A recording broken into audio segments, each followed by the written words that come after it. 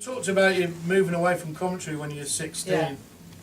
You did all sorts of jobs. Just tell us a little bit about that. Are you sure you want to know? Yeah, I think. Well, I think we know some of them. Okay. They've been mentioned a few times. I was when I ran off to. I thought I wanted. By this time, I was no longer mod music and soul girl. Now I'd turned hippie. Okay, that's number one. So hippies of that day, we were all told that the place to go, the mecca for hippies, was Amsterdam. So I went off to Amsterdam, and I didn't really have any skills because I'd gone to art college in Leamington for a few months, and then I didn't like that. I just didn't fit anywhere properly. I was what's it? Do they call it a square pin in a round hole or something like that? Yeah. So.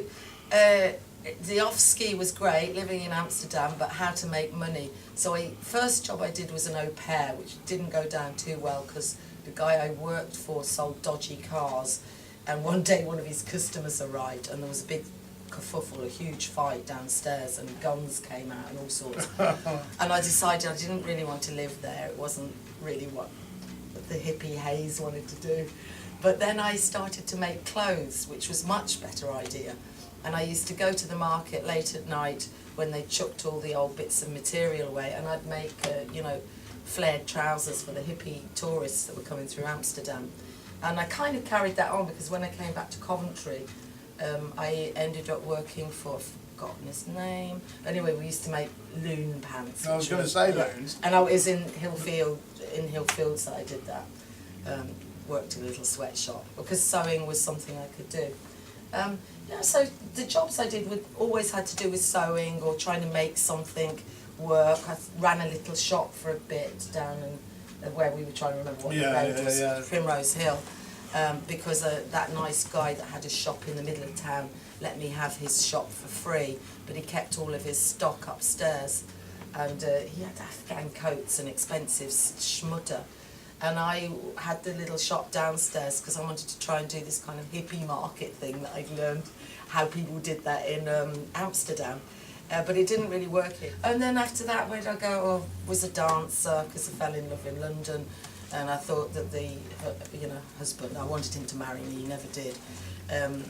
But we was always arguing, and he said that I was a hippie and I was always living off of him, and why didn't I get my own job and my own money? And I felt so insulted. I went for an audition for this job that said showgirls and dancers for Tokyo. And I thought that'll be far enough away. And really I didn't want the job. I just wanted to prove that I could get the job. And then when I got home and I said, well, I've got a job anyway and I'm going to Tokyo, I thought he'd tell me, no, don't go, but he didn't. He said, I'll bring you to the airport then. And that was that. So yes, so I did this dancing job for a bit and ended up in Beirut, same job. Then the civil war started in Beirut, so I left there really quickly. And I think that's when, more or less, the singing began. Me and the boyfriend split up eventually, and then I really didn't know what to do. And I thought the only thing that actually has given me pleasure in my life, that gives me true happiness, was when my brother and I used to sit on the steps when we were in our young teenage and sing songs. And I thought singing was going to make me happy, and it has. Singing makes me have joy.